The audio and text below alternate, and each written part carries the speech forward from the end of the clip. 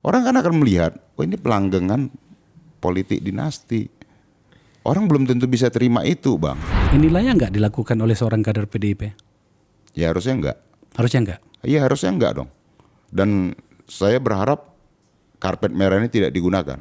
Satu putusan ya yang berpotensi membunuh demokrasi plus pada saat yang sama membuktikan bahwa Mahkamah Konstitusi ya palu hakimnya udah patah gitu.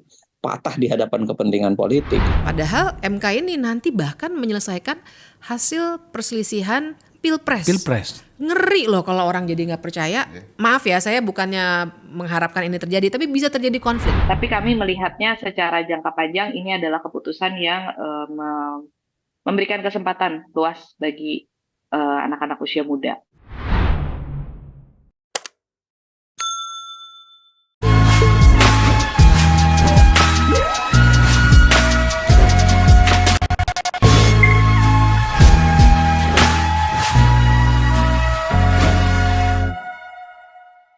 Hari ini 16 Oktober 2023 sebuah sejarah tercatat di mana Mahkamah Konstitusi memutuskan sesuatu, dalam hal ini adalah soal kebisaan.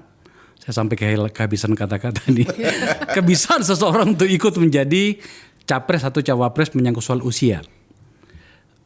Menariknya bahwa sebenarnya ada 13 gugatan, 6 yang diputuskan hari ini dan ada 1 yang disimpan di ujung.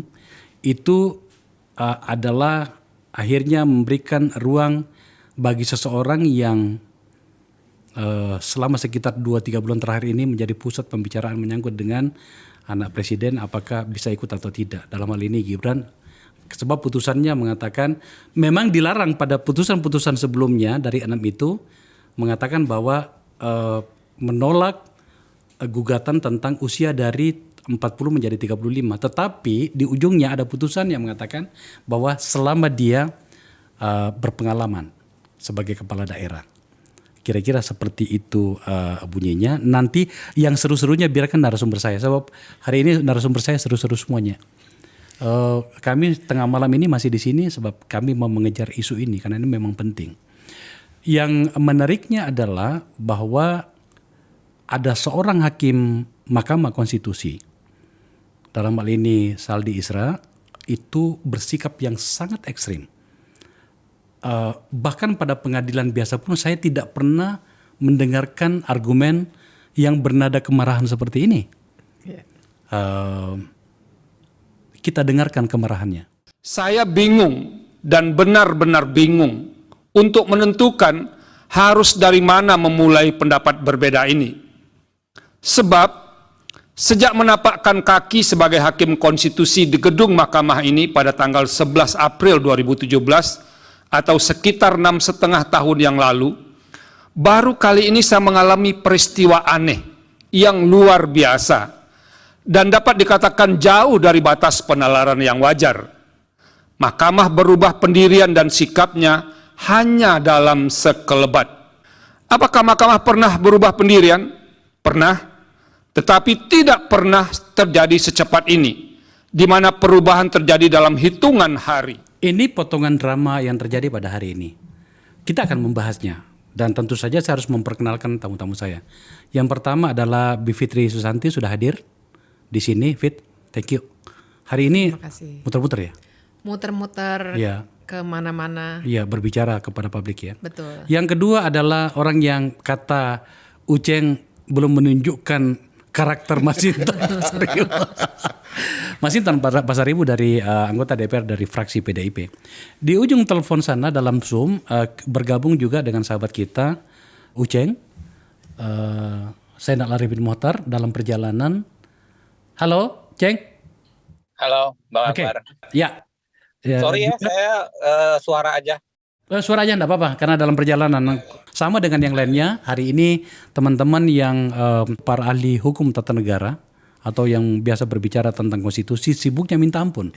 Salah satunya adalah sahabat kita Uceng. Juga akan bergabung saudara Francine Wijoyo, LBH-nya PSI yang mengajukan gugatan juga lewat Zoom. Sebab saya tahu juga barusan live dari salah satu TV. Saya ke Bivit dulu. Fit, banyak hal sudah dibicarakan. Oke.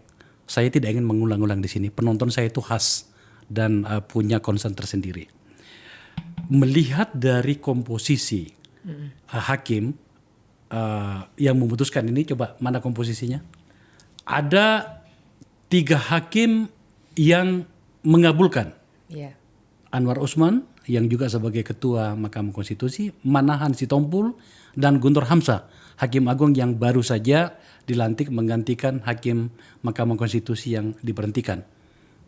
Kemudian ada 2 hakim agung yang berbeda, Eni Nurbaningsi dan Daniel Yusmik. Istilahnya itu concurring. Concurring opinion. Ya, concurring opinion. Kita bisa bicarakan nanti. Ada 4 hakim yang pendapatnya berbeda.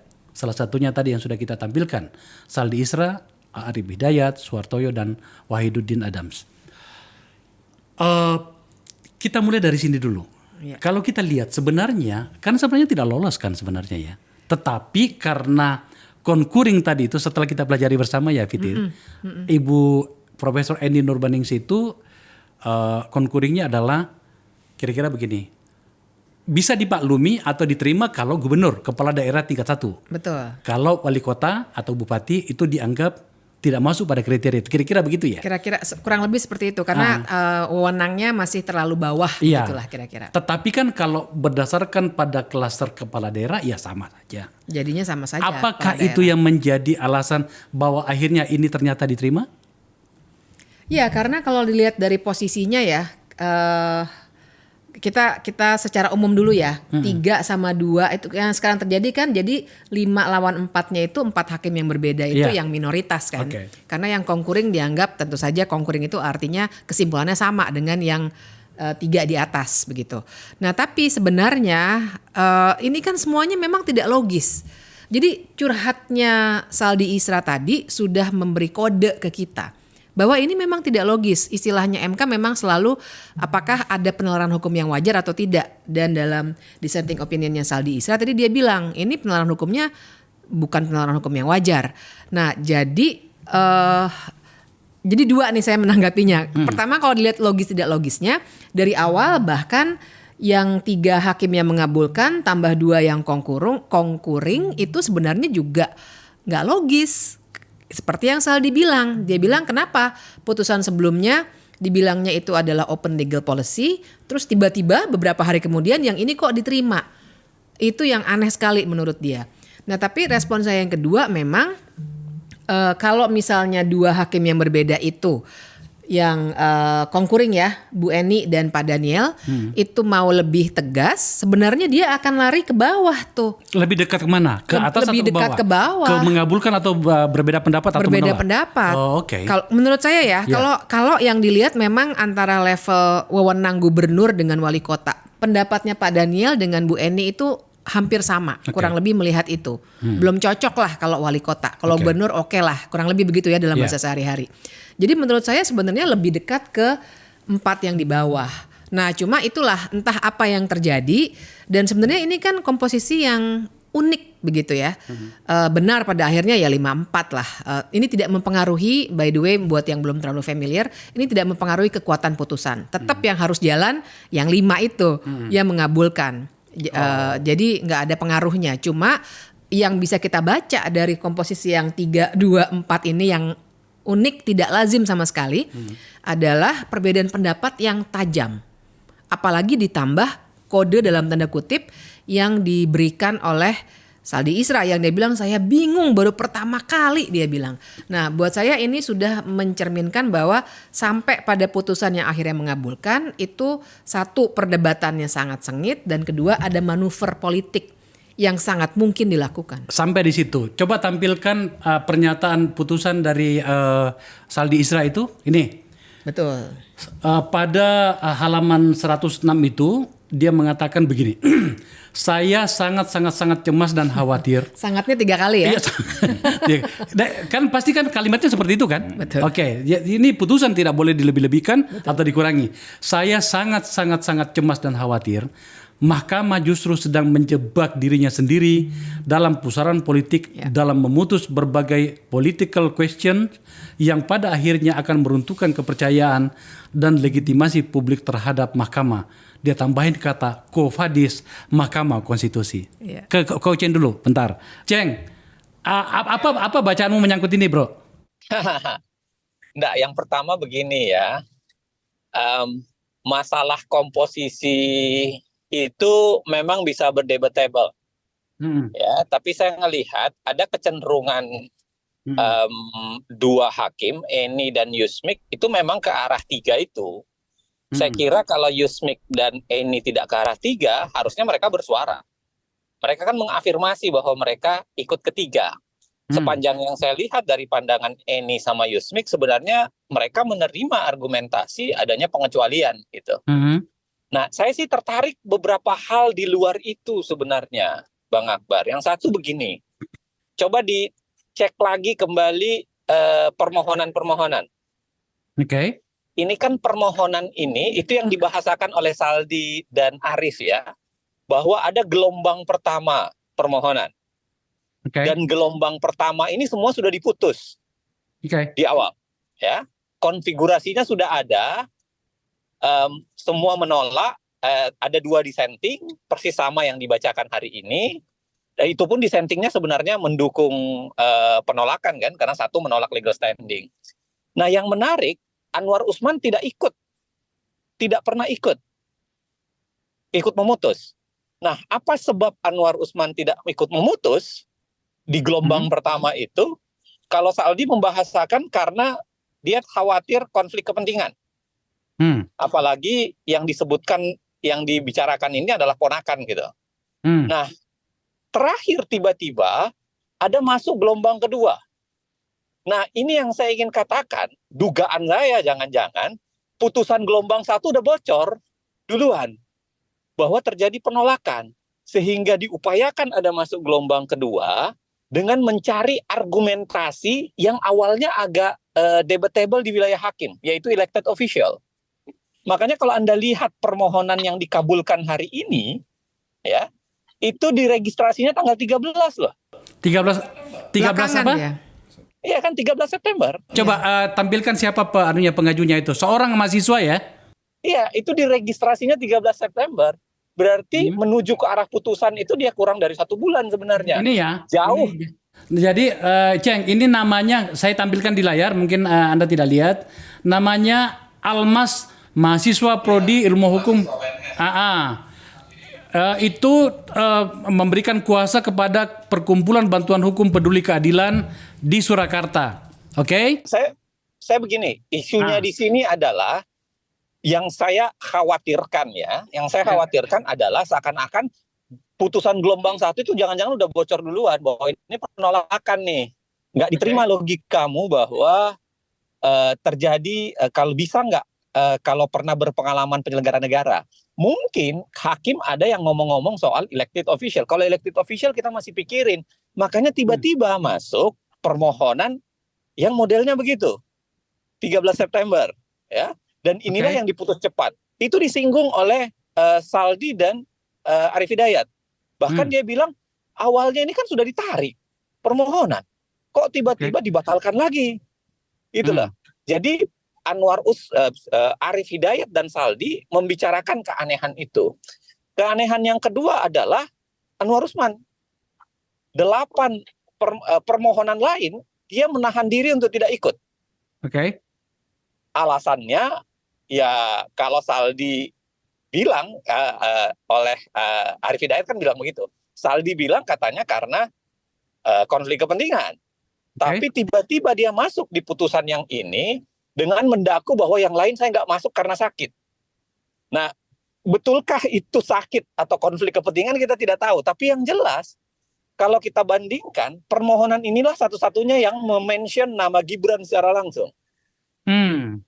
Karena kan di permohonan lain nggak ada tuh nama-nama Gibran disebut. Oh, jadi di gugatannya mahasiswa ini ada nama Gibran langsung? Ada. Ini idola katanya. Dia mengaku sebagai pengagum Gibran. Dia mengatakan orang sekualitas Gibran sayang betul kalau tidak bisa dibawa. Dan itu keanehan yang ketiga saya bilang. Coba bayangkan, legal standing-nya sesederhana itu diterima oleh MK loh. Biasanya MK itu lebih ketat dengan legal standing. Ini legal standing-nya itu hanya karena Gibran ini oke banget, saya pengagum, saya orang yang pengen lihat Gibran memajukan Republik, ya udah saya maju gitu. Kok alasan kerugian konstitusional anak ini kan bisa diperdebatkan panjang sekali kalau soal legal standing. Nah, kok tiba-tiba bisa masuk gitu? Ya kan? Nah, yang keanehan berikutnya adalah tentu saja adalah yang disinggung oleh Saldi dan mungkin penjelasannya kita dapat dari Wahidudin Adams. Jadi kan Saldi bilang begini, ini aneh bin ajaib. Hakim-hakim yang konsisten mengatakan ini open legal policy, begitu ada pandangan baru soal elected official, tiba-tiba bergeser. Dan pergeserannya itu tidak jelas. Kalaupun mau digeser sebenarnya, paling mungkin hanyalah pada jabatan yang dibilang Bibip tadi, jabatan gubernur, bukan sampai kabupaten kota. Tapi ini semuanya bergeser dan mengamini putusan yang 3 orang itu. Nah, itu yang Saldi bilang, dia tidak bisa mengerti, yang Saldi bikin diagram itu kan. Kalau diagram ini dipakai, tetap putusannya harusnya penolakan. Kok bisa putusannya malah mengabulkan? Ceng, ada nggak informasi yang kau dapat kapan diputuskan itu? Kalau yang beredar di publik udah lama sebelumnya. Putusan udah lama. Yang gelombang pertama ya. Gelombang pertama. Iya, di Tempo itu ada. Enggak, maksud saya soal posisi yang diputuskan tadi itu sampai ada 3 menerima, 4 berbeda pendapat, kemudian 2-nya konkuring itu kapan yang ada yang kau dengar nggak, Ceng, soal itu? Itu beredar sekitar seminggu belakangan. Komposisinya 4-1-4 atau 5-4 itu beredar belakangan tuh. Ya, itu udah beredar belakangan dan ternyata terafirmasi tadi. Nah, saya mau bilang satu hal yang tidak kalah menariknya adalah ketika putusan itu sebenarnya dijelaskan oleh Wahidudin Adams. Wahidudin Adams bilang begini, sebenarnya permohonan ini sederhana dan permohonan ini sebenarnya itu berkaitan dengan independensi kekuasaan kehakiman. Coba bayangkan. Dia larinya ke situ tuh. Dia bilang, ini masalahnya ketika kekuasaan kehakiman tidak independen di hadapan kepentingan politik. Sehingga kekuasaan kehakiman seakan-akan terlalu genit ikut masuk mengamini sesuatu yang bukan kewenangannya atau bisa dianggap sebagai juristokratif gitu. Nah, saya kira kalau kita baca konstelasi putusan itu, saya begini Bang Akbar ya, membaca 4 dissenting opinion, saya tidak membahasakan itu dissenting opinion, tapi seperti angriness opinion gitu. Jadi yang keluar di situ itu kemarahan, bukan membantah dalil yang diputuskan. Kan kalau legal dissenting opinion itu kan seharusnya yang dia bantah adalah dalil putusan. Ini kan tidak banyak terelaborasi dalil putusan. Dugaan saya memang karena dalil putusannya terlalu cetek gitu, terlalu sederhana. Tiba-tiba menggeserkan saja kan, menggeserkan bahwa karena elected official boleh gitu.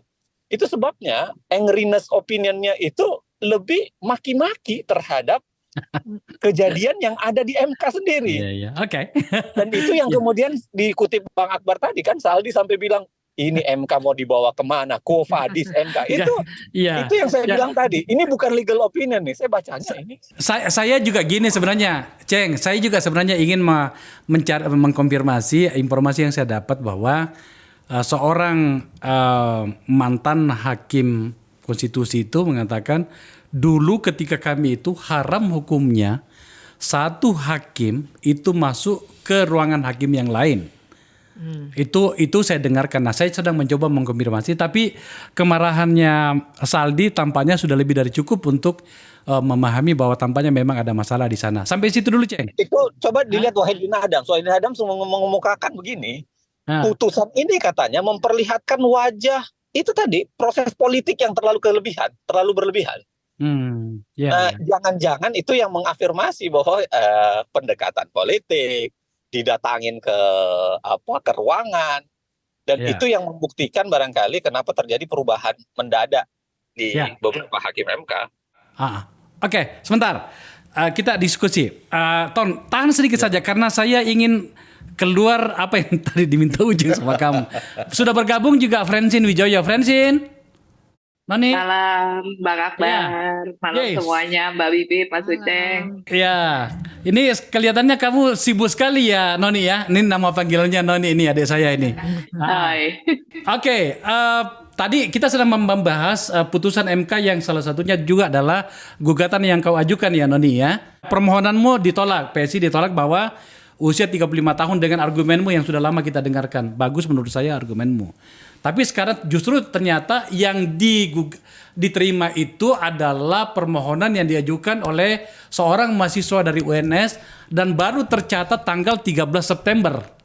Ya, tanggal 13 September. Saya mau tanya kamu Francine, Noni. Dari situasi ini sebagai salah satu pemohon, tidakkah menurutmu ada yang aneh sementara kamu mengajukan sudah lama sekali dengan argumen yang sangat kuat ditolak? Tetapi kemudian ada argumen yang lebih sederhana diajukan belakangan seperti kata Ucen tadi, itu justru diterima itu. Tidak membaca sesuatu yang aneh ya? Kalau kami dari Partai Solidaritas Indonesia, kami menghormati apapun putusan dari MK ini. Gitu. Walaupun ya tentu kami kecewa ya karena permohonan kami ditolak dan kami juga sudah memperjuangkan ya bukti-bukti dan data-data sudah kami ajukan semuanya. Nah, tapi di sini dengan yang dikabulkan putusan ini kami justru melihat bahwa MK ini justru menitik beratkan apa yang menjadi concern kami, bahwa sebenarnya usia itu jangan menjadi penghalang tapi justru pada kompetensi. Termasuk di sini adalah kompetensi bahwa mereka pernah dipercaya oleh rakyat, telah dipilih oleh rakyat melalui pemilihan umum. Ini menurut kami sih sebuah terobosan yang baik ya, sebuah langkah yang baik. Dan ini justru mendobrak batasan usia, tidak hanya usia 35 tahun saja, tapi justru malah sekarang udah bisa dari usia 25 tahun pun juga sudah bisa dicalonkan sebagai capres sepanjang tadi ya, kondisi tertentunya adalah mereka sudah pernah diberi kesempatan atau sudah pernah menjabat atau sedang menjabat sebagai kepala daerah misalnya, atau dipilih dalam pemilihan umum. Oke. Menurut kami sini terobosan baik. Ya. Maksud saya begini, kalau itu oke, nanti kita bicarakan lagi soal. Tapi yang saya maksud begini, permohonanmu itu sudah lama diajukan, argumennya elegan. Saya mengikuti berbagai debatmu itu, ya sekaligus juga kadang-kadang kamu memunculkan foto-foto para pemimpin dunia yang di bawah 40 tahun dan sukses ya. Pemimpin Selandia Baru segala macam gitu. Itu kan bagus sebenarnya ya sebagai sebuah bagian dari bagaimana mematangkan diri kita sebagai sebuah bangsa. Tapi ditolak. Lah ini ada permohonannya terakhir diajukan, pemohonnya pun juga anak kuliah yang menyerahkan kuasanya kepada satu kelompok pengacara itu, tapi itu yang diterima.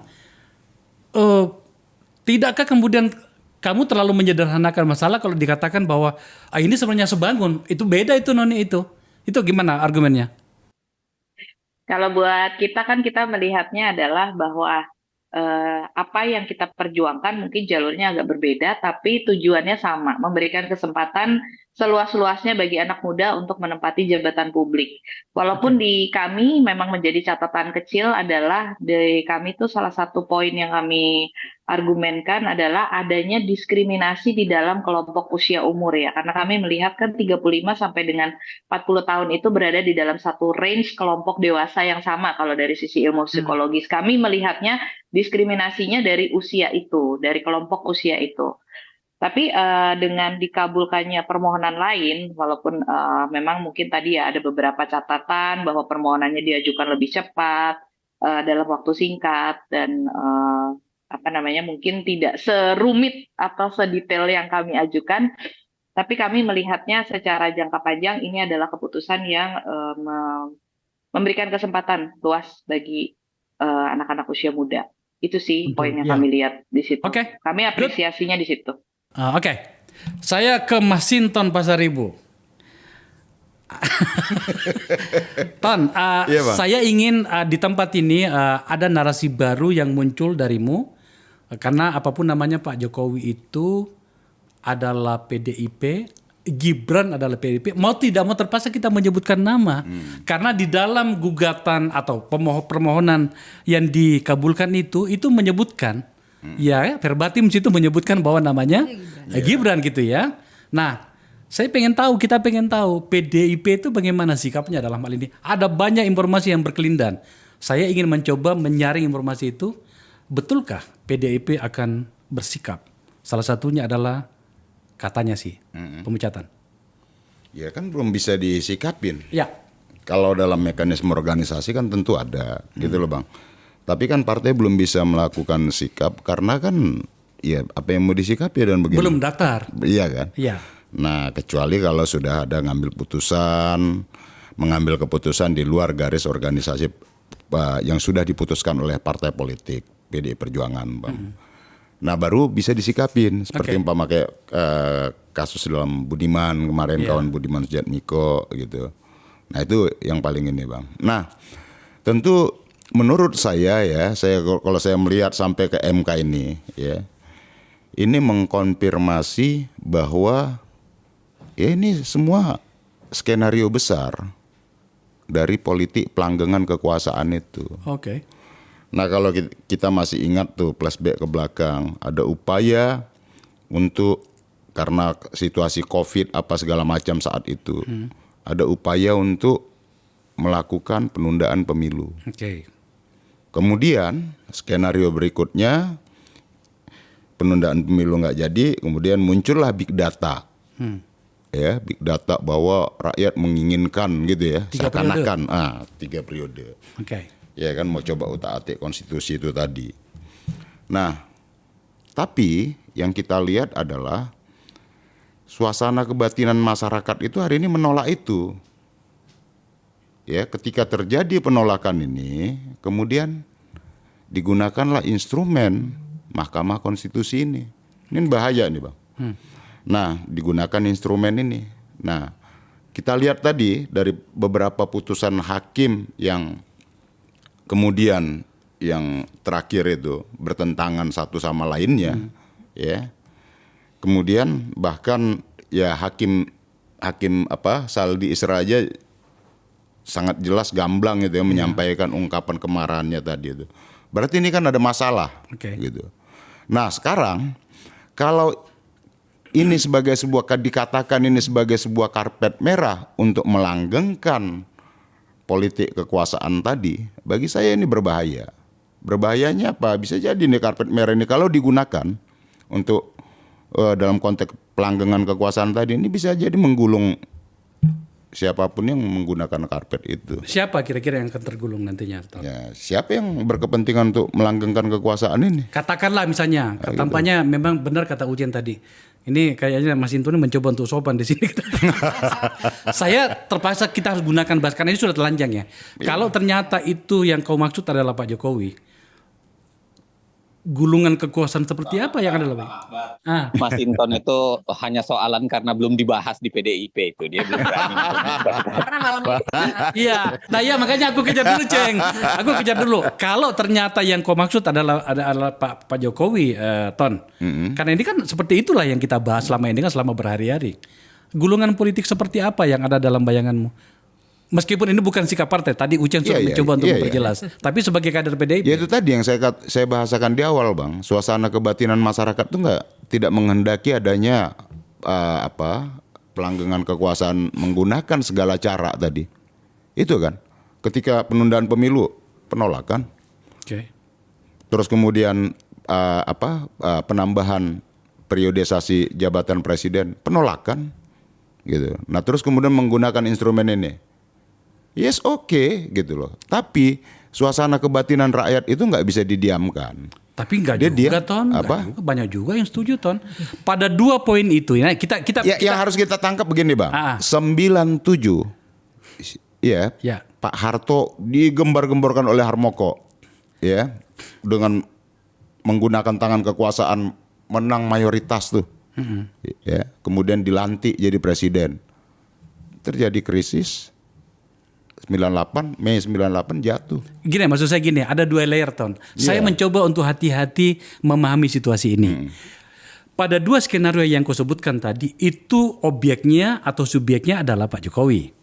Tetapi pada yang ketiga yang kau bahasakan tadi itu adalah Gibran.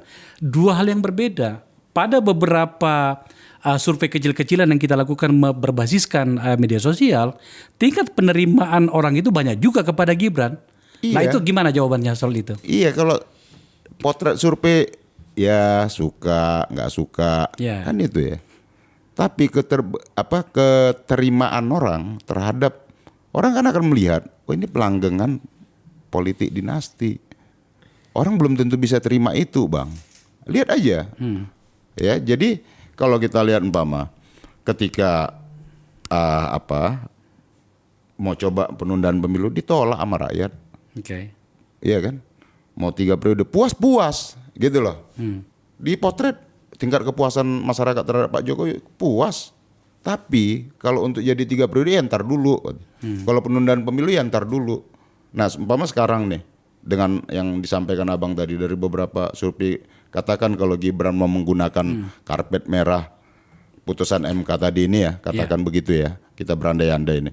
Kalau itu mau digunakan ya dengan basis tadi survei tadi, oh survei bagus, iya, it's okay.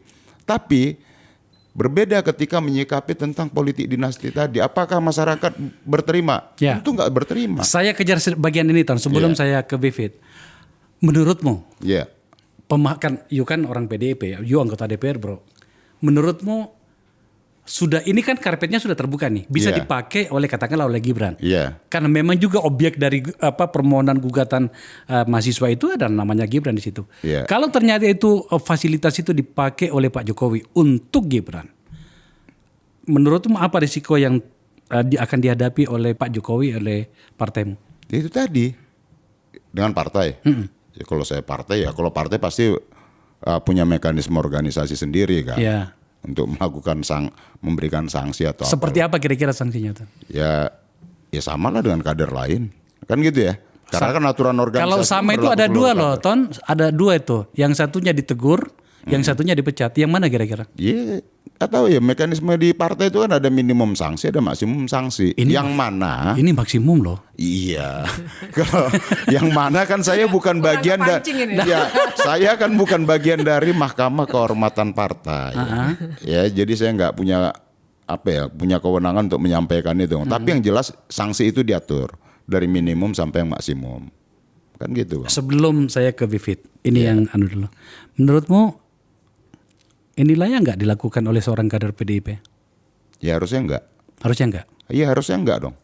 Dan saya berharap karpet merah ini tidak digunakan. Tetap konsisten dan setia di garis perjuangan bersama PD Perjuangan. Fit. Tampaknya Mas Hinton betul-betul kata Ujian tadi menunggu sikap dari partai, tapi sudah mulai kebuka sedikit. Iya, saya paham lah, karena ini bukan masalah sederhana. Dalam konteks sistem perundang-undangan kita, karena kan Bivit kan fokusnya di situ. Politik seperti yang dituduhkan, ya terpaksa kita gunakan dituduhkan oleh Saldi Isra loh ini sudah menuduh dia, menuding lembaganya sendiri. Kalaupun Mahkamah Konstitusi itu telah dirambah pula oleh kekuatan politik seperti ini, meskipun sebenarnya pada banyak kasus yang lain kita juga mencium itu, lalu apa pula yang bisa kita harapkan lagi, Pit? Pertanyaannya berat sekali nih jawabannya. Tapi memang karena memang menurut saya dampak buruk dari putusan ini. Jadi kan perkara ini sebenarnya membawa politik ke the whole new level gitu. Jadi membawa bahkan kalau istilah literaturnya itu politicization of the judiciary. Jadi mereka itu mempolitiskan MK, dan buat saya ini udah the whole new level. Belum pernah ada presiden-presiden Indonesia sebelumnya yang menggunakan lembaga peradilan untuk kepentingan dinasti politiknya. Jadi ini sudah parah sekali kalau dibilang ini titik regresi demokrasi. Saya kira ini titik yang paling parah.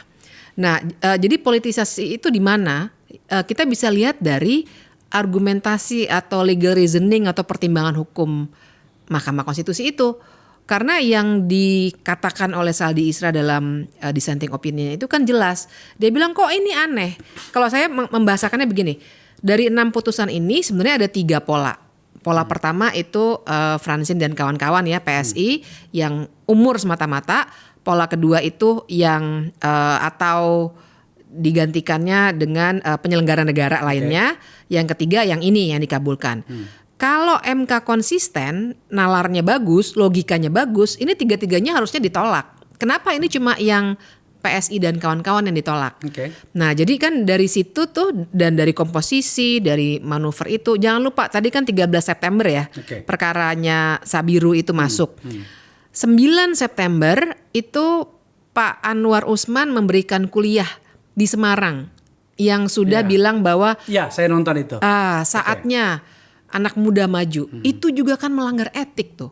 Karena nggak boleh hakim mengomentari suatu perkara yang sedang berjalan di sana. Nah, jadi mungkin itu tuh bocorannya yang tadi disebut-sebut oleh Uceng. Nah, jadi buat saya ini kerusakan yang luar biasa besar. Jadi kalau misalnya ini dampaknya gimana dan apa yang bisa dilakukan? Udah sulit sekali. Di atas kertas ya kita bisa mengajukan lagi ya dengan argumen yang berbeda. Tapi kan itu soal teknisnya. Tapi kerusakan pada demokrasi dan negara hukum ini yang menurut saya buruk sekali. Dalam 2 hal. Pertama MK-nya itu kita sudah ridiculing MK ya. Udah diolok-olok kan. Ada lagunya yang paman datang itu segala macam. Ada meme-nya Mahkamah Keluarga gitu ya. Jadi padahal gantungan legitimasi lembaga peradilan itu tipis sekali, yaitu pada kepercayaan publik. Dan kepercayaan publik itu gantungannya adalah legal reasoning MK. Nah sekarang MK-nya sudah diolok-olok, jadi kepercayaan publiknya udah turun sekali. Padahal MK ini nanti bahkan menyelesaikan hasil perselisihan pilpres. Ngeri loh kalau orang jadi nggak percaya. Maaf ya, saya bukannya mengharapkan ini terjadi, tapi bisa terjadi konflik. Karena orang nggak bisa diredam lagi bilang kalau dulu tuh Jokowi Prabowo ya 2019 udah mulai ada konflik kan, maksud saya ada kerusuhan di depan Bawaslu, kita ingat ya waktu itu. Tapi kan nggak bisa meluas karena begitu MK bilang baiklah Jokowi yang menang, udah ada sedikit letupan-letupan tapi nggak bisa membesar. Clear masalahnya. Karena orang masih percaya pada MK. Nah sekarang MK dalam posisi seperti ini diolok-olok, direndahkan dan segala macam. Nanti saya khawatir kalau ada konflik bisa membesar. Nah ini yang berbahaya dan banyak soal lagi ya kan nanti pilkada kalau ada perselisihan juga MK. Artinya kalau kepercayaan itu Jangka telah panjang. hilang, bagaimana kita bisa mengukur kualitas dari keputusannya ya? Iya. Dan kedua itu buat saya ini melanggengkan politik dinasti melalui lembaga yudikatif. Nah ini sudah regresi demokrasi yang luar biasa. Oke, Ceng, saya ingin membalikkan sedikit cara pandang kita menyangkut masalah ini, bro.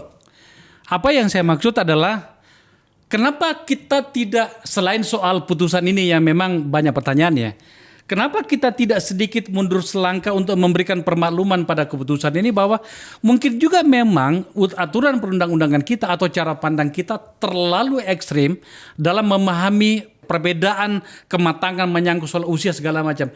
Siapa tahu memang ternyata kita lebih baik kalau lebih muda. Selain soal proses yang sedang kita bahas ini, Ceng. Bagaimana kalau kita balik pendekatannya?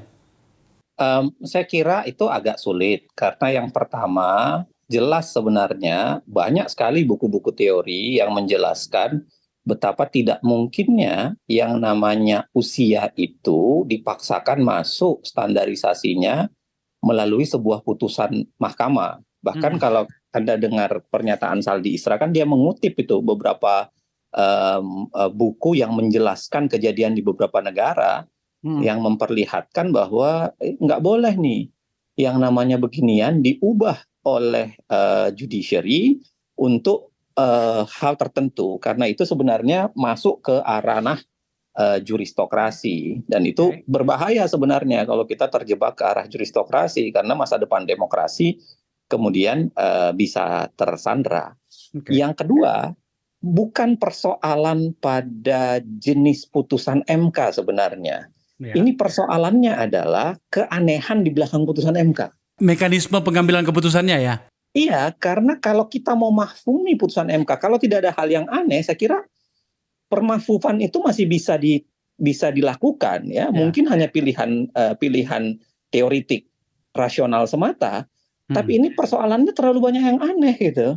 Anehnya awalnya kekeh dengan open legal policy, tiba-tiba pindah dengan mudah. Awalnya tidak mau ikut dengan alasan misalnya konflik kepentingan, tiba-tiba pindah misalnya. Hal pertama-tama katanya konsisten dengan beberapa logika, itu tiba-tiba pindah. Bagaimana kemudian hukum acara juga dimainkan. Nah, saya kira begini ya, saya nggak tahu nih, mungkin minta tanggapan Mas Hinton nanti akhirnya.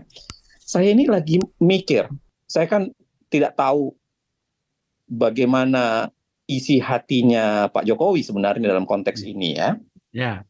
Kita kan hanya bisa menerka yang di luar gitu. Nahnu nahkumu bidzawahir wallahu yatawalla bisarair, kan kita hanya bisa ngelihat Berat. yang dohir itu kita nggak bisa lihat kan, yang di dalam hati itu kita nggak bisa lihat, yang dohir aja. Tapi saya bayangkan ini apa yang sedang dipikirkan oleh Pak Jokowi sebenarnya. Anda bisa bayangkan yang dia pertaruhkan itu mahal-mahal semua. Satu, dia pertaruhkan adalah masa depan demokrasi Republik ini. Ya. Yang kedua, dia pertaruhkan popularitas dan basis penerimaan pada dia. Karena orang kan ini kemarahan bisa memuncak. Yang ketiga, yang dia pertaruhkan adalah relasi dia dengan Bu Mega. Ini kan soal relasi dia dengan Bu Mega, dan kita semua tahu bahwa Pak Jokowi punya utang yang cukup besar. Bisa naik sampai ke sini, mulai dari Solo sampai sini itu kan punya utang yang cukup besar dengan Bu Mega. 23 tahun lah kira-kira. Iya, anaknya bisa melaju ke sini kan itu ada utang. Ya, kalau benar yang diceritakan oleh Pandana Baban bahwa harusnya sudah ada calonnya PDI, lalu tiba-tiba karena Jokowi yang minta, tiba-tiba digeser calonnya PDI dan kemudian itu dibawa masuk gitu kan. Kalau benar cerita itu, saya kira utang itu menjadi sangat besar. Nah, kira-kira apa yang dipikirkan Pak Jokowi? Jangan-jangan memang ada yang sedang disasar oleh Pak Jokowi yang harganya itu melebihi semua harga yang tadi saya bicarakan itu. Melebihi harga demokrasi, melebihi harga elektabilitas dan sebagainya dia, termasuk melebihi harga hubungan dia dengan Megawati. Nah, apa itu saya nggak tahu. Mungkin Mas Hinton yang bisa menduga-duga, tapi jangan-jangan ini harganya memang besar sekali. Sama-sama mahal banget kita, Pak Ceng. Sehingga dia paksakan adanya. Nah, yang paling penting saya mau bilang yang terakhir ini, Bang Akbar, saya kira sebenarnya disinggung oleh Saldi dan Arief ketika dia mengatakan yang beginian ini nggak boleh lanjut. Kita harus memperbaiki banyak hal. Yang pertama yang dia sebut itu adalah ini sudah saatnya perbaiki hukum acara nih, nggak boleh gini nih. Ya kan, masa mekanisme pengambilan keputusan sudah di sini sudah oke di open legal policy, tiba-tiba bisa pindah gitu. Memang tunggu dulu Ceng, pada bagian ini memang MK itu sepengetahuan Anda tidak punya mekanisme seperti ini ya soal ini? Ada, nggak diatur. Bahkan termasuk kalau disebutkan oleh tadi itu kan soal cara pemohon. Kan ini kan pemohon sudah masukkan, habis itu sudah cabut, habis itu masukkan lagi, kan beda 1 hari. Dan itu MK tidak mengeluarkan penetapan pencabutan, termasuk proses-proses penyerahan berkas yang dilakukan pada hari Sabtu, hari-hari yang sebenarnya tidak mungkin ada penerimaan berkas itu. Itu kan diungkap semua tuh sama Arief Hidayat. Nah, artinya kita punya kewajiban besar mempermak MK-nya nih, supaya patahnya palu hakim nggak berlanjut nih. Ya kan? Dan yang ketiga saya kira yang paling penting. Saya ini terus terang Mbak Bibip ya, saya nggak tahu, mungkin kita masih bisa harus diskusikan pengayaan wacana. Saya relatif lebih suka dengan hakim MK 5 tahunan yang kayak dulu. Saya relatif lebih suka itu karena hakim MK itu nggak selebor seenaknya. Karena dia tahu bahwa akan ada judgment day-nya, ada hari penghakiman di 5 tahun berikutnya kan. Kalau dia mau re-elected, dia harus berpenampilan bagus supaya kemudian tidak mudah 5 tahun kemudian dia dilempar gitu. Walaupun tentu ada plus minusnya. Tapi nggak yakin juga itu Ceng. Nggak yakin juga saya Ceng kalau ternyata pilihannya tetap ada di lembaga-lembaga politik, itu nggak yakin saya soal itu. Enggak, makanya plus minusnya pasti ada. Tapi saya kira kalau seperti sekarang dikasih waktu 15 tahun dan 15 tahun itu dipenuhi gula-gula politik kita tahu kan perpanjangan masa jabatan MK ini kan melalui proses gula-gula politik ya. Saya dulu menjulukinya sebagai gratifikasi konstitusional pada saat itu kan. Hakim MK dikasihin gratifikasi perpanjangan. Ini berbahaya sebenarnya kalau kita biarkan seperti ini. Ini bom waktu. Jadi problem yang kayak begini ini tinggal berulang saja, menunggu momentumnya saja. Kalau ada momentum politik lagi, misalnya di 2024, ya begini berulang lagi. Nah, saya kira bisa terjadi. Sangat bisa terjadi. Makanya saya kira harus ada aksi yang dilakukan untuk menyetop, termasuk mengevaluasi, termasuk saya kira perbaikan bunyi undang-undang maupun bunyi peraturan PMK soal di internal. Nah, satu lagi Bang Akbar, saya kira begini. Dari yang digambarkan oleh Arief, digambarkan oleh Saldi, digambarkan oleh Soehartoyo, dan digambarkan oleh Wahidin Adams, saya kira ada baiknya mempersoalkan hakim-hakim MK yang belok kiri tanpa sein, ya, tanpa tanda belok yang jelas. Plus pada saat yang sama, Pak Ketua ini harus dilaporkan menurut saya ke Majelis Kehormatan. Persis yang dikatakan Bibip tadi. Konflik kepentingannya itu udah berganda-ganda gitu. Dan kalau dibiarkan, konflik kepentingan ini akan beranak pinak terus nih. Hanya soalan waktu saja kapan dia konflik kepentingan lagi, menyidangkan siapa lagi. Nah, saya kira harus ada pelaporan yang jelas dan harus ada potret di mana kejadian seperti ini harus dijatuhkan sanksi. Bagaimana mungkin dia tidak ikut, tiba-tiba ikut, malah ketika nama Gibran disebut secara langsung dalam permohonan. Oke. Ya. Ke Noni dulu. Noni masih gabung ya? Hadir. Ya. Hadir Bang Akbar. Ya. Ya. Coba, ini ada 3 narasumber di sini selain dirimu yang tampaknya, terutama pada 2 basis argumentasi hukum di mana Noni berkecimpung selama ini, bahkan sebelum PSI, itu tampaknya mengeluarkan gugatan yang sangat keras. Apa yang bisa kau komentari menyangkut itu, Noni? Nih kalau dari soal teori hukumnya nih, Mas Uceng sama Mbak Bibip nih, yang pakarnya nih ya. Gitu. Termasuk juga Mbak Bibip waktu itu menjadi ini kan, saksi ahli ya, dari permohonan kami gitu kan, yang mengomentari permohonan kami. Ya kalau dari kita ya udah putus di permohonan PSI ditolak, ya kami sudah disitulah perjuangan kami kan. Gitu. Tapi kalau misalnya dikomentari apakah kita menggadang-gadang atau mendorong salah satu calon tertentu, itu pasti tidak sih.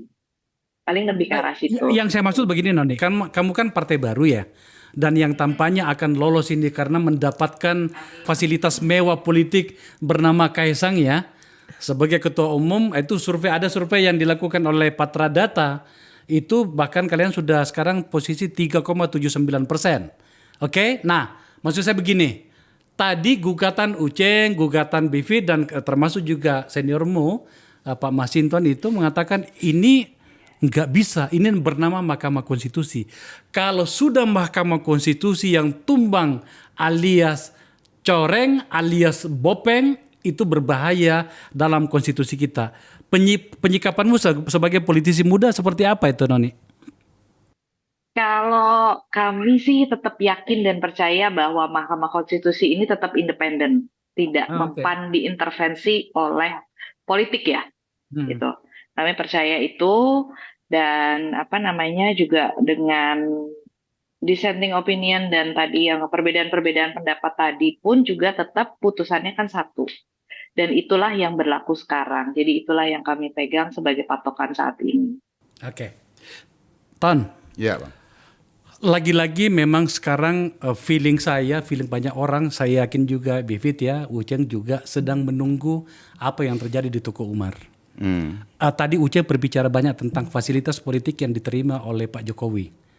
Yang kemudian berdampak positif ya. Jadi wali kota dan menjadi seorang bintang bahkan hanya dalam jangka waktu 2-3 tahun gitu.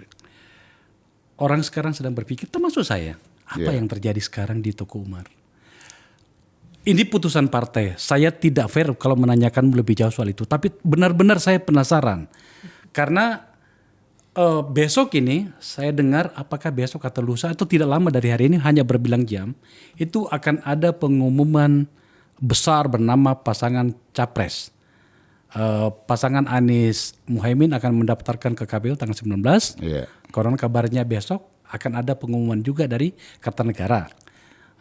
Dan konon kabarnya Gibran bahkan, nah ini yang lebih lagi nih, ini informasi baru.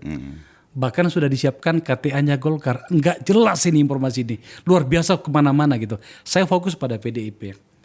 Berikan kita gambaran Ton, supaya kemudian kita tidak terlalu kaget nantinya. Apapun penyikapan partaimu. Orang terlalu kaget itu berbahaya loh. Itu bisa tangan kita bisa kemana-mana gitu loh. Gimana Ton? Iya, ya kan, ya nggak mungkin. Ya kita nggak mungkin dong memberikan satu keputusan yang besok ya harus kita tunggu sama-sama. Iya kan? Kan kita nggak mungkin dong berdasarkan asumsi-asumsi. Tapi kan dari beberapa seperti waktu Rakernas kemarin, ya kan, bahkan Mas Gibran menyampaikan bahwa beliau digoda, diajak untuk gabung sama Pak Prabowo, kan begitu kan? Nah, kan belum ada keputusan apapun gitu, belum ada langkah apapun ya, kan gitu. Nah kalau sudah ada sikap, baru kemudian kita bisa bersikap. Atau bagaimana kalau kemudian skenarionya belok? Kalau episode pertama Prabowo Gibran, oke, dengan putusan ini tiba-tiba besok ada sinetron Pilpres 2004 judulnya, itu skenarionya Ganjar Gibran. Itu ya kita belum tahu kan. Kalau saya sendiri belum tahu apa gimana. Kan kita harus menunggu nih. Enggak, maksud saya kalau begitu ternyata katakanlah misalnya pada episode 2 yang diputar besok atau lusa, kalau begitu berarti PDIP tidak mempermasalahkan tentang substansi dari putusan MK hari ini dong kalau kayak gitu. Berarti memang semata tentang Gibran saja. Ya kan, ketika mereka kalian mendapatkan ada ruang untuk mendapatkan kepentingan keuntungan politik dari situ, kalian akan memanfaatkan juga. Misalnya ini kalau jadi gitu kan. Lah terus apa bedanya dengan yang lain Ton kalau kayak gitu? Ya kalau begitu ya Gibran tuh saya rasa dari kemarin kita udah nyalonin dia presiden, ngapain calon wakil presiden? Oh gitu ya. Iya. Iya kan? Ya sekalian calon presiden aja kan begitu. Betul. Nah tetapi saya lihat begini Bang, dengan putusan MK yang problematik begini ya, ini kan menyangkut tentang kredibilitas Mahkamah Konstitusi kita. Karena apapun nanti semuanya akan bermuara ke sana. Ada sengketa pilpres, sengketa pemilu legislatif, sengketa pilkada, semuanya ke sana. Nah kalau dari sekarang kredibilitas Mahkamah Konstitusi diragukan oleh publik, maka ini akan terjadi yang namanya ya distrust, ketidakpercayaan lagi. Dan dampak dari ketidakpercayaan apa? Ya chaos lah. Wow. Ya. Saya ngeri membayangkan. Ya makanya kan itu sesuatu yang kita tidak harapkan. Tetapi kita lihat dimanapun ketika satu legitimasi dan kredibilitas satu lembaga dipermasalahkan orang, dan semua bermuara ke sana nanti. Penyelesaian sengketa, ternyata yang memutus sengketa itu tidak lagi kredibel, kan masalah Bang. Nah kemudian legitimasi pemilunya juga dimasalahkan. Apapun hasil pemilu akan menjadi masalah dan ini akan menjadikan situasi yang kita tidak stabil. Logika ini ada ya ternyata ya. Lah, ini akan bahaya Bang. Bagi saya kalau ini dipaksakan, ya, kalau dipaksakan KPU juga ikut membuat aturan yang memaksakan bahwa ini harus sekarang, menurut saya ini akan bahaya, benar-benar. Nah, ketika ini peserta pemilu nanti sedemikian banyak, baik partai politik, kemudian sengketa antar caleg, kemudian sengketa dalam pemilihan presiden, sengketa ketika ada pilkada, ini bahaya, gitu loh Bang. Nah, ini yang menurut saya apapun hari ini ya yang sudah dilakukan oleh MK, kalau tidak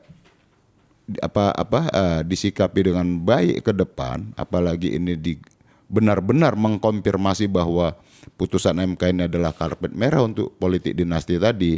Artinya kalau ternyata misalnya Iya. Pak Jokowi menggunakan betul dari fasilitas putusan dari MK ini dengan nyantolnya Gibran sebagai salah satu capres dari kemungkinan 2 ya, bisa saja kekalian itu. Iya, iya. Itu pun juga bagimu itu tetap berisiko ya. Ya tetap berisiko, Bang.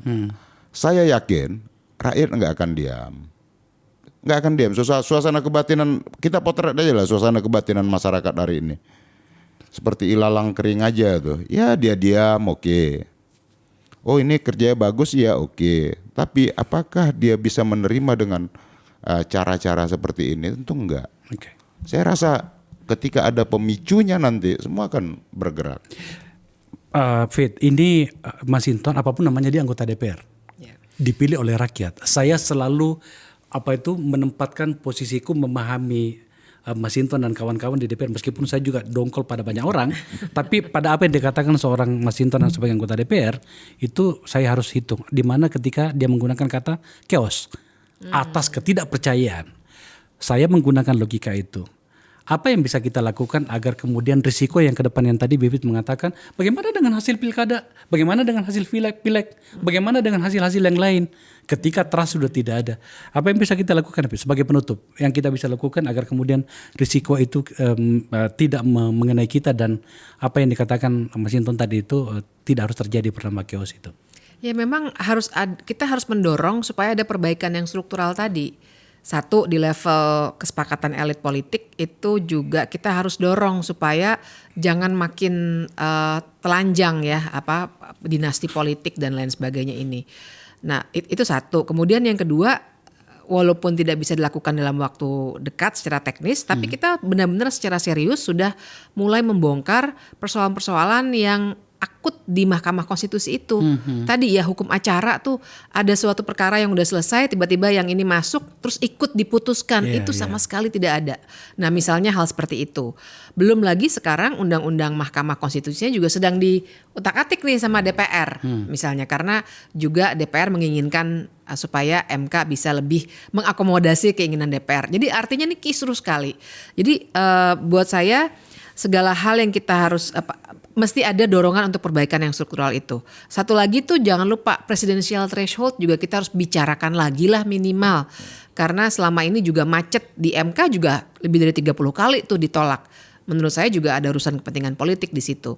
Nah, dan ini semua yang mesti dikomunikasikan ke masyarakat gitu supaya kalaupun mulai ada terpicu hal-hal yang ketidakpercayaan itu paling tidak ada jalan terang lah yang mulai dilihat gitu. Tapi kesuksesannya saya sendiri juga meragukan ya karena titik ini nih sudah buruk sekali.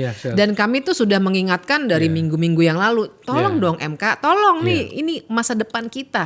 Tapi ternyata begini juga hasilnya hari ini. Jadi saya kira ini memang sangat sulit ya posisinya ya kalau mau. Kata orang ini too much. Iya ini udah mundur sekali nih negara hukum kita. Oke. Ceng, terakhir Ceng, apa 1-2 kalimat Ceng? Apa ya 1-2 kalimat udah susah kita berkata-kata soalnya.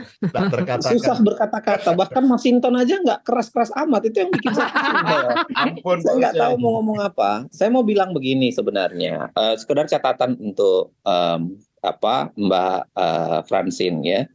Sebenarnya kata-kata politik, putusan politik itu bukan kita yang sampaikan. Jadi kalau teman-teman PSI baca putusan MK itu dimention langsung oleh hakim MK. Jadi yang memention itu adalah Wahyudin Adams. Silahkan baca dissentingnya. Wahyudin Adams yang mengatakan bahwa problemnya ini sebenarnya adalah problem independensi kekuasaan kehakiman karena ternyata putusan diambil dengan yaitu tadi kasak-kusuk politik yang berlebih, itu bahasanya Wahyudin Adams. Nah saya kira itu yang saya bilang tadi, dissenting itu saya tidak menganggap sebagai dissenting, saya anggap sebagai angriness opinion gitu. Sudah kemarahan ya? Kemarahan isinya sebenarnya. Isinya adalah kemarahan para hakim MK melihat kondisi itu. Nah Saya mau tutup dengan begini. Putusan ini sebenarnya membuktikan satu hal saja. Satu putusan ya yang berpotensi membunuh demokrasi, plus pada saat yang sama membuktikan bahwa Mahkamah Konstitusi ya palu hakimnya udah patah gitu. Patah di hadapan kepentingan politik. Nah, kita belum tahu nih resep apa yang bisa dilakukan untuk membuat arus balik. Tantangan terbesar untuk kita sekarang adalah kalau mau menyelamatkan demokrasi menjelang 2024, menjelang ke arah pesta demokrasi yang sangat riuh di 2024. Kalau MK-nya masih seperti ini, perilaku KPU-nya masih seperti ini, heran juga saya dengan KPU, buru-buru siap-siap untuk memperbaiki peraturan KPU berdasarkan putusan ini kan. Padahal soal perempuan 30% perempuan nggak mau mereka perbaiki sampai sekarang gitu. Heran juga saya dengan perilaku kayak begini. Nah, maksud saya selama ini dilakukan, masa depan demokrasi kita berat sekali. Nah, ada tanggung jawab besar kita untuk membalik semua. Kita, masyarakat sipil, teman-teman partai politik juga punya tagihan itu. Dan tagihan itu harus dibayar segera sebelum 2024. Oke. Francine, supaya fair, apa yang mau kamu katakan, Noni?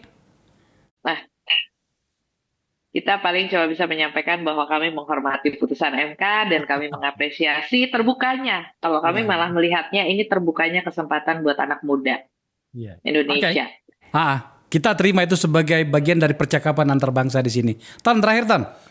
Ya, apapun putusan MK hari ini akan menjadi penentu dalam perjalanan demokrasi kita ke depan. Nah, menurut saya ya yang diputuskan MK ini jangan diterapkan hari ini dalam pemilu ini. Sudah diputuskan, Tan? Iya, walaupun sudah diputuskan, tapi kan dia butuh aturan lain dalam teknis. Umpama KPU nggak perlu membuat peraturan KPU mengakomodir keputusan MK yang problematik dan dipertanyakan banyak orang, termasuk ahli-ahli hukum tadi.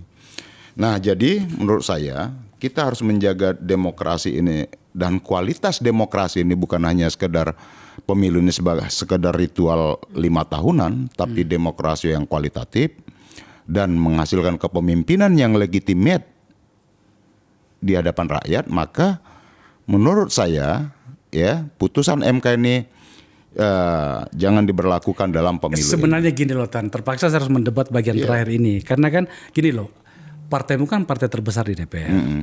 Dan kalian itu sangat bisa membaca orkestrasi dari gerakan ini kan. Wah, bahasa banget bahannya. Pilihan bahasanya luar biasa ya. Orkestrasi ini kan. Yang saya tanyakan dari tadi itu adalah sikap politiknya partai itu apa nantinya, setidaknya pada 2-3 hari ke depan, Ton. Ya kita tunggu lah Bang. Kan belum ada bisa kita sikapin nih. Tapi saya yakin diamnya Bu Mega itu bukan, saya rasa ya diamnya Bu Mega itu dari dulu semua orang tahu diamnya itu ya diam bersikap. Diam bersikap ya.